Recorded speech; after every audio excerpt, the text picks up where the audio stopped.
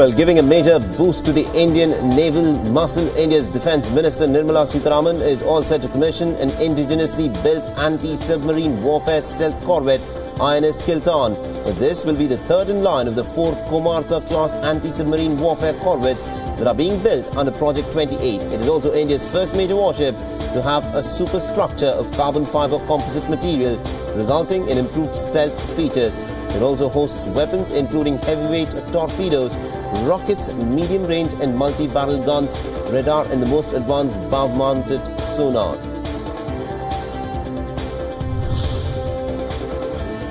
And staying on with more news from India, in the wake of the Doklam standoff and the transgression by China, the Indian government has decided to strengthen the military-style combat wing in the paramilitary. The ITBP, which is the first line of defence on the LAC, the line of actual control, is now deploying a mechanized column to speedily mobilize troops along the Sino-Indian border, a first-ever kind of step in forces over 50 years of history.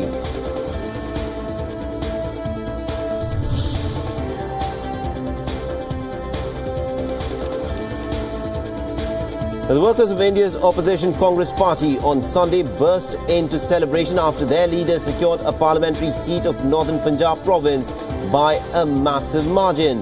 The Gurdaspur parliamentary seat, which was a stronghold of India's ruling Bharatiya Janata Party, had fallen vacant following the death of actor-turned-politician Vinod Khanna in April.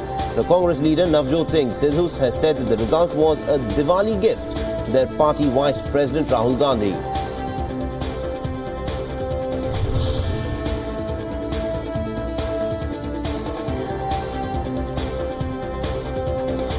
Breaking its 450-year-old tradition, a mud wrestling pit in Uttar Pradesh has opened its doors to female wrestlers for the very first time. The mud wrestling pit in Varanasi, which once prohibited the entry of girls, has now become the talk of the town after it allowed them to practice in its arena in July this year.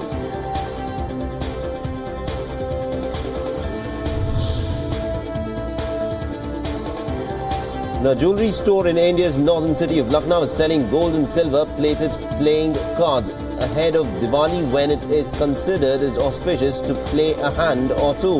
Now, the city is known for its royals, and playing cards is a widespread tradition and is considered as aristocratic.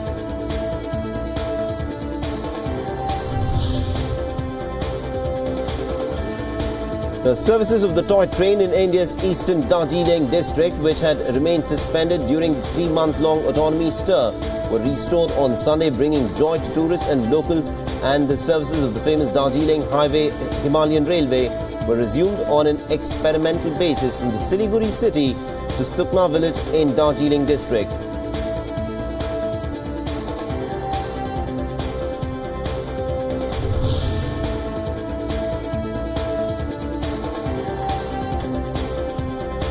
The fire broke out at a landfill site in India's capital city, New Delhi, on Saturday evening. Reports indicate that the fire was doused after a struggle of several hours, and no casualties or injuries were reported in the incident.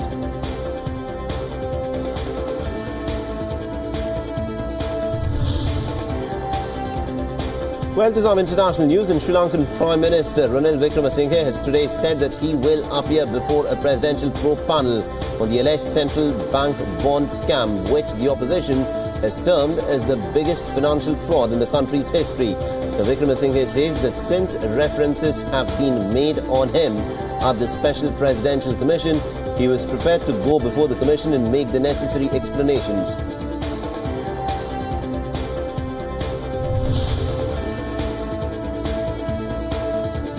In what could spell as more trouble for Chief Justice of Bangladesh, the Law Minister of the country has said that Chief Justice S.K. Sinha will face probe for the alleged graft allegations. The statement by the Bangladesh Minister comes a day after Justice Sinha was accused of money laundering following his departure to Australia.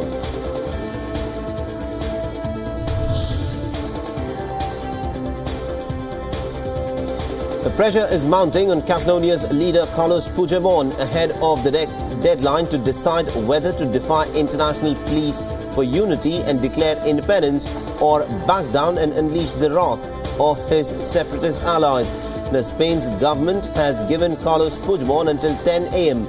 local time today to clear up his ambiguous stance on secession from Spain.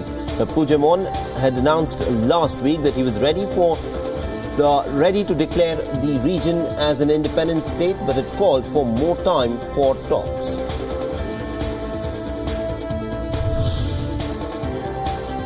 Israel's Prime Minister Benjamin Netanyahu and Israeli police faced off in a rare public dispute over an intensifying graft probe that has led to speculations over whether he will eventually be forced out from office.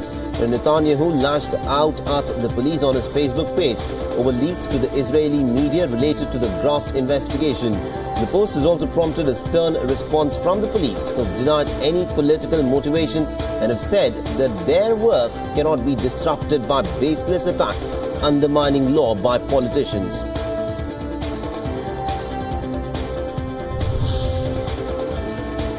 The young Conservative star Sebastian Kurz is on track to become Australia's next Chancellor after an election on Sunday, but his party is far short of a complete majority mark and is likely to seek a coalition with the resurgent far right.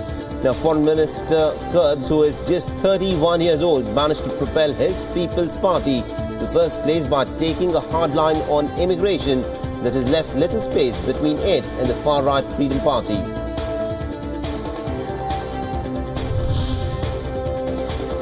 The Austrian far-right leader Heinz Christian Strache celebrated the results of the parliamentary elections with his jubilant supporters in Vienna late on Sunday. Declaring his Freedom Party as a big political factor, Strache told a cheering crowd that the party will stay true to Austrians during any form of coalition negotiation talks.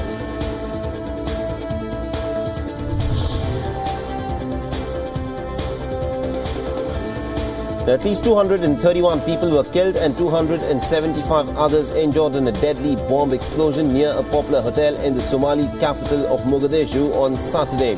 Now, this blast is considered as the deadliest single attack in recent years in the country, though so far no organization or individual has claimed responsibility for this blast. The Somali government has blamed it on the Al-Shabaab, a terror group that has staged similar such attacks in the past in Somalia.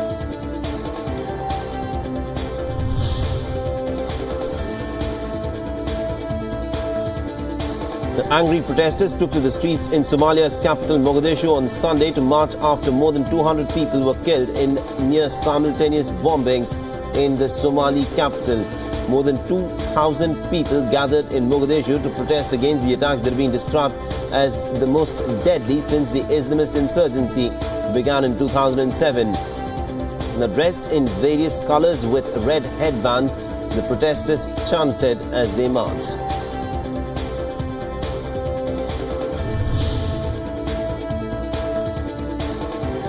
US Ambassador to the United Nations Nikki Haley said on Sunday that the United States for the time being will stay in the international nuclear deal with Iran. She also went on to add that the Trump administration wanted to weigh a proportional response to Tehran's actions on the world stage. The US Congress now has about 60 days to decide whether to reimpose the economic sanctions on Tehran that were lifted under the deal.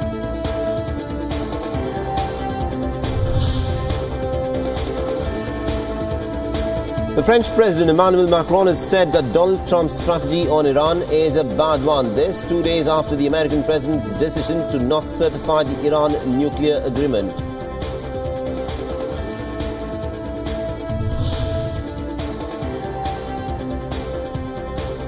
The British Transport Minister Chris Grayling said on Sunday that he did not think that Britain will leave the European Union without a negotiated deal with the bloc. The negotiations are under a deadlock between Prime Minister Theresa May's government and the European Union on securing a divorce settlement and also agreement on future relations. This raising the prospect that Britain could in fact walk away from the talks without a deal.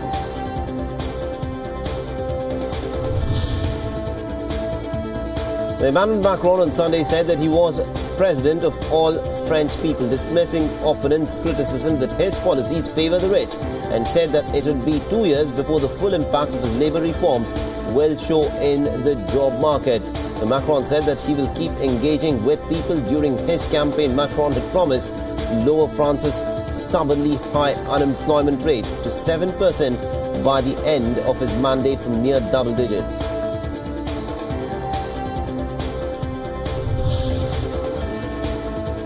The Speaker of South Korea's Parliament, Chung Soo-kyun, has called on North Korea to resume talks over its nuclear and missile program, saying that its nuclear tests were a clear threat to the Korean peninsula.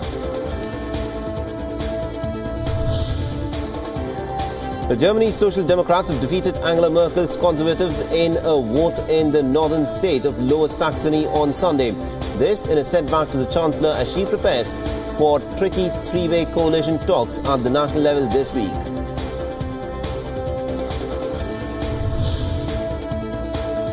Projections after the regional vote on Sunday show that the far-right alternative for Germany looks all set to enter the Parliament of Lower Saxony for the first time. The AfD has cleared 5% threshold to enter the Parliament with 6.2%, albeit far weaker than the 12.6% that it had scored nationally in September.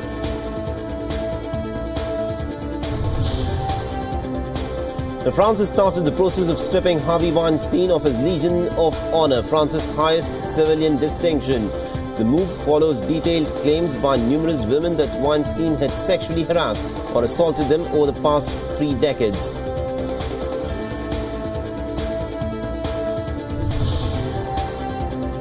The former soccer star George V was all but guaranteed a spot in a presidential runoff in Liberia after the Elections Commission said that he was leading a first round of voting with 39% of the votes. The Vice President Joseph Boakai was second in place with 29.1% of a total of more than 1.5 million votes which were polled. The Boakai was more than 280,000 votes ahead of the third place candidate lawyer Charles Brumskind on 9.8%.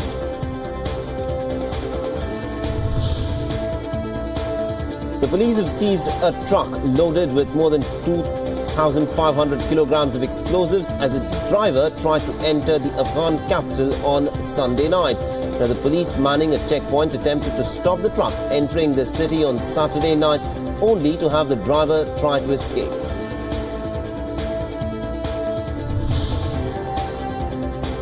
The Kurdish television showed lines of vehicles driving along the streets of the Kurdish-held Kirkuk in the early hours of Monday, this after an announcement by the Iraqi and the Kurdish officials that Iraqi forces had begun moving at midnight on Sunday towards the oil fields and also an important airbase that is held by the Kurdish forces near the oil-rich city.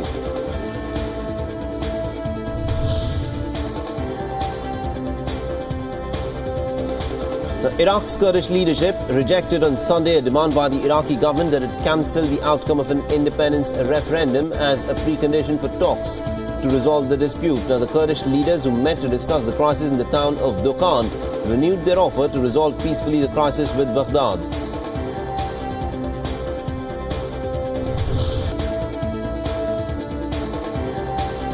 Now, a number of Islamic State fighters who had been in Raqqa have left the city under a deal reached by the Syrian Democratic Forces, ANHA has reported on Sunday.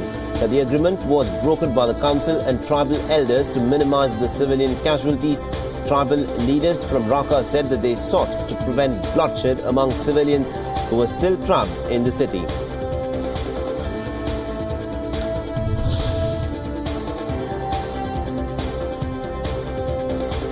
The Venezuelan President Nicolas Maduro hailed Sunday's regional election in Venezuela as proof of the country's democracy, saying that the vote has been a blow to the country's critics. Maduro cast the election as a vote against US President Donald Trump, who has imposed some sanctions on Venezuela, particularly targeting Maduro's top officials for alleged rights abuses and also corruption in the country.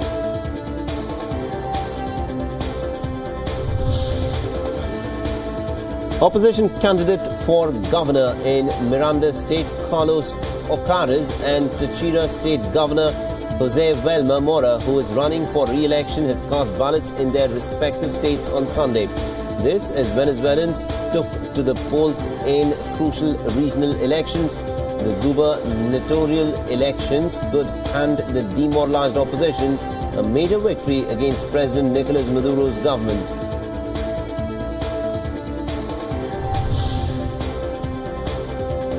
Venezuela's political crisis shifted from barricades to ballots on Sunday, with gubernatorial elections that could hand the demoralized opposition a major victory against President Nicolas Maduro's government. The ruling Socialist Party currently controls 20 of the 23 state governorships, but polls show the opposition Democratic Unity Coalition is likely to upend that, given voter anger at hunger and shortages stemming from an economic meltdown in Venezuela.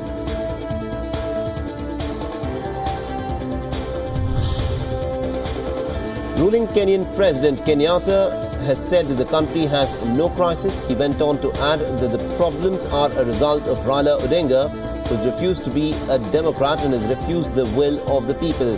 Uhuru Kenyatta has said that Odinga's desire to take power through backdoor is the cause for violence and chaos in Kenya.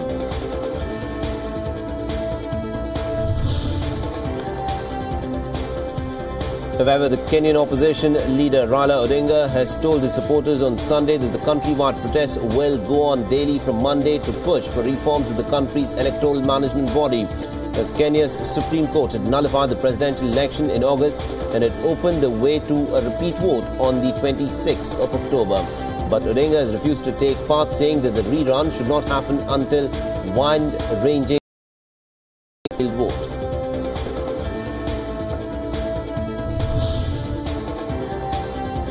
Firefighters gained some ground on the deadliest wildfire in California's history on Sunday. This is low winds and more manpower gave an edge on blazes that have killed at least 40 people and have turned the whole of the neighborhoods in the state's wine country into ash.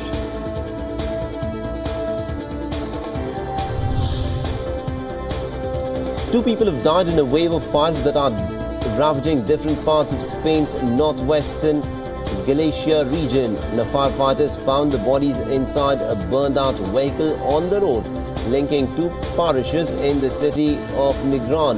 The blaze in Galicia is being treated as a level 2 for the second highest maximum threat by emergency services.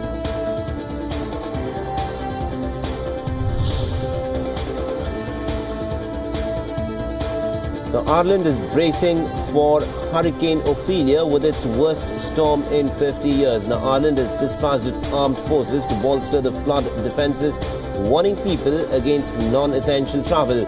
Now, Ophelia is the 6th major hurricane of the Atlantic season and is due to make landfall on the southwest coast of Ireland at around 500 GMT on Monday. The typhoon Khanun was heavily influencing South China's Guangdong and Henan provinces on Sunday. This before it is forecast to make landfall between the two provinces in the early hours of Monday. The National Meteorological Centre has also issued an orange alert for the typhoon on Sunday. The tropical storm has brought about gales ranging at 103 to 134 kilometers per hour in the southern and eastern coastal regions.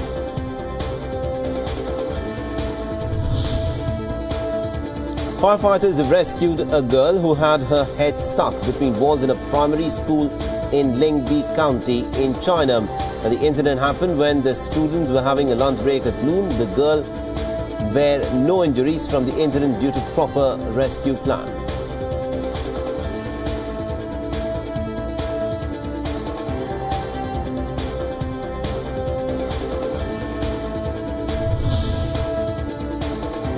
Pope Francis canonized 35 new Roman Catholic saints on Sunday, including 3 indigenous children martyred in the 16th century Mexico and considered the first Christians killed for their faith in the New World.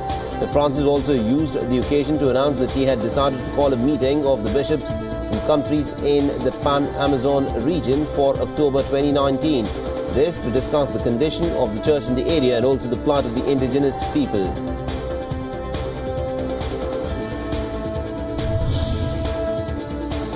A group of Peruvian pastry chefs made in Lima the world's largest black chocolate bar with nuts, which had 70% of pure cocoa.